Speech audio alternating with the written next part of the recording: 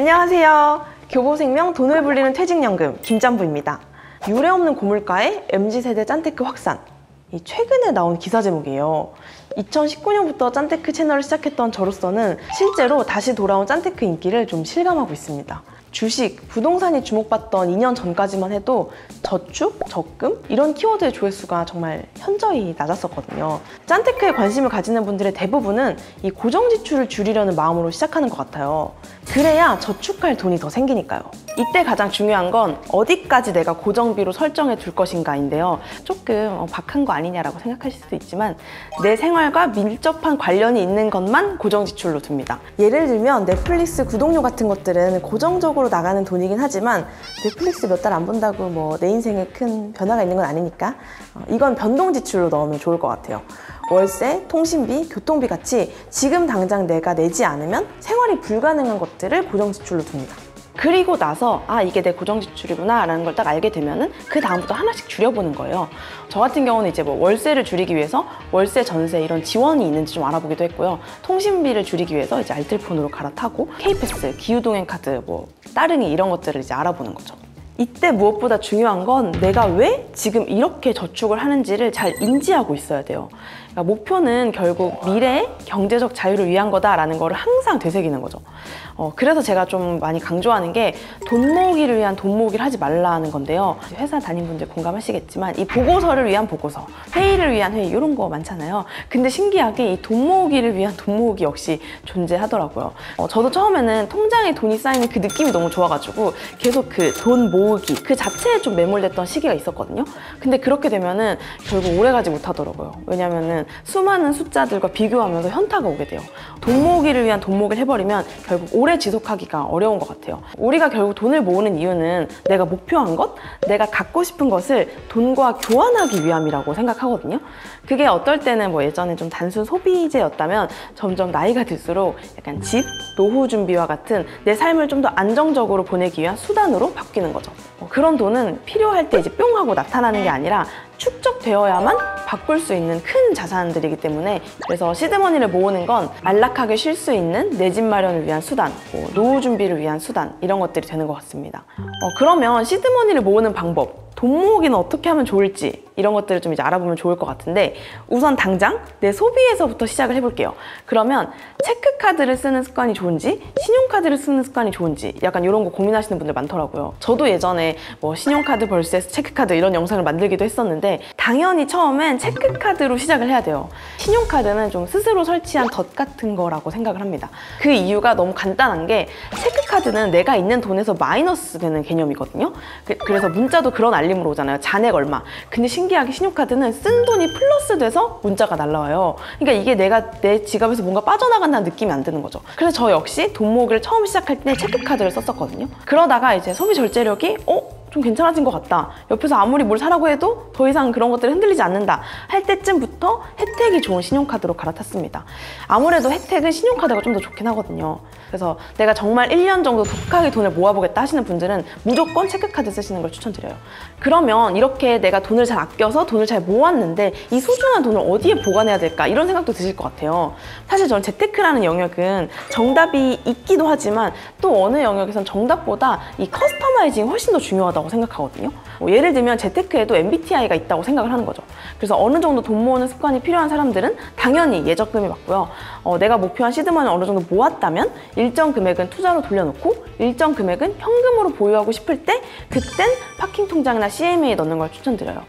파킹 통장은 입출금이 자유롭다는 장점이 있기는 하지만 그게 또 돈 모을 때는 여러분 단점이 돼요. 언제든 뺄 수 있다는 거잖아요. 그래서 최소 1년, 많게 3년 정도는 예적금으로 돈을 모아본 다음에 이런 것들을 결정하는 걸 전 추천을 드립니다. 그렇다면 또 기본적으로 저축과 투자 어떻게 해야 될까 이런 고민도 정말 많이 댓글로 남겨주셔요. 사실 이 부분은 정말 여러 가지 의견이 있는 것 같아요. 저축만 하는 건 물가 상승을 고려했을 때 마이너스다. 첫 돈 모으기부터 무조건 투자를 병행해라. 아니다. 일정 금액까지는 저축을 해야 한다. 그 기간이 그 사람에게 결국 공부하는 시간이 될 것이다 라는 건데 저는 조금 소신 발언하자면 완벽히 후자 쪽인 것 같습니다. 그래서 사실 이 투자라는 게 너무 어려워서 평생 다가가지 못하는 영역이 돼서도 안 되지만요. 또 너무 쉽게 느끼는 것도 안 되는 것 같더라고요. 실제로 저는 이거 사면 무조건 올라 같이 시장을 너무 쉽게 봤던 시절을 진심으로 후회하고 있어요. 저축으로 최대한 목표 금액까지 모으고 그 과정에서 정말 치열하게 공부하고 그 다음에 투자를 해보는 걸 좀 개인적으로 추천을 드립니다. 그리고 또 사실 세금으로 나가는 돈들도 그 비중이 만만치 않을 수 있어요. 아낄 수 있다면 당연히 아껴야겠죠? 목돈을 마련하기 위한 장기 계획이 있다면 개인종합자산관리계좌 ISA와 개인형 퇴직연금 IRP를 활용해 볼 수 있어요. ISA는 개인종합자산관리계좌로 재테크 수단으로 활용할 수 있고요. IRP는 개인형 퇴직연금, 말 그대로 연금 자산을 위한 목적이에요. 투자와 동시에 절세 효과까지 가져가는 거죠. 우선 ISA는 의무 가입 기간이 3년이고요. 연 2천만 원까지 투자할 수 있어요. 3년간 돈이 묶이긴 하지만 이 순이익에 200만 원까지 비과세가 적용됩니다. 총 급여 5천만 원, 종합소득은 3,500만 원 미만의 경우 400만 원까지 비과세가 돼요. 안 할 이유가 없겠죠? 통상 15.4% 수준인 이 배당세율이 적용되지 않는다는 장점이 있고요. 그리고 또 초과분에 대해서도 지방소득세를 포함한 9.9%의 낮은 세율로 분리과세를 받을 수 있습니다. 그럼 IRP의 세제 혜택은 어떨까요? 먼저 IRP는 퇴직금을 받고 개별적으로 노후자금을 적립하거나 운용할 수 있는 쉽게 노후 준비용 저금통이라고 생각하시면 편하게 기억을 하실 거예요. IRP는요, 국민들의 안정적인 노후를 위해 퇴직금을 최대한 연금으로 이렇게 수령하도록 유도하는 상품이다라고 보시면 될 것 같아요. 그 혜택으로 높은 세액공제를 적용해 주는 거죠. 국민연금은 65세 이후부터 연금을 지급하고 있는데 사실 이 보편적인 퇴직 시기 저희 아빠도 이제 50대 중반이어서 퇴직을 준비하고 계시거든요. 이 55세부터 시작이 된단 말이에요. 그럼 10년간은 이 소득에 공백이 생기는 거니까 이걸 IRP로 보완하자는 취지죠. 최대 900만 원까지 세액공제를 받을 수 있어요. 연간소득 5,500만 원 이하인 근로자가 900만 원을 입금하면 연말정산에서 16.5%를 세액공제 적용받아서 148만 5천 원을 돌려받을 수 있습니다. 연간소득이 5,500만 원을 초과하는 근로자의 경우에도 13.2%를 세액공제 적용받아서 최대 118만 8천 원까지 환급받을 수 있어요. 이거 진짜 안 하면 안 되겠죠? IRP 계좌로 퇴직금을 입금받았다면 당장 일시금으로 받을 수도 있지만 이 계좌를 유지해서 55세 이후부터 연금으로 받을 수도 있어요. 만약 퇴직금을 연금으로 전환하면 10년 이하일 때는 내야 하는 전체 퇴직소득액의 30%, 11년 차부터는 40%를 감면받아서 분할 납부하게 됩니다. 연금을 받는 동안 세금을 나누어 내기 때문에 이 재정적 부담도 더욱더 줄어들겠죠? ISA와 IRP의 절세 효과를 말씀드렸었는데 여기서 ISA의 만기가 다가오는 시점에 또 한 번 비과세 혜택을 챙길 수 있는 방법이 있습니다. 바로 ISA 만기 자금을 IRP로 이전하는 거예요. 정말 저는 이 방법이 가장 좋은 루트인 것 같습니다. 이렇게 하면 해당 금액의 10%, 최대 300만 원까지 추가로 세액공제를 받을 수 있거든요.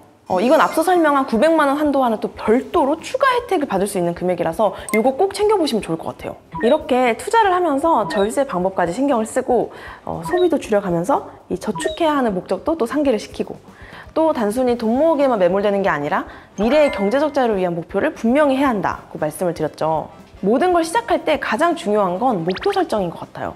그래서 저는 첫 번째로 추천드리는 게 이 재무 목표를 쓰는 겁니다. 전체 큰 그림을 먼저 좀 그려보는 건데요. 명확한 방향을 설정하고 이 돈 모으기라는 아주 장기적인 레이스에서 끊임없는 동기부여를 만들어주는 거죠. 그냥 1,000만 원 모았다랑 내가 6개월 전에 목표했던 1,000만 원을 모았다는 정말 성취감 영역에서도 엄청 큰 효과가 있는 것 같아요. 그리고 두 번째는 1년 목표 적금을 정하고 한 달 1주 단위로 쪼개는 거예요.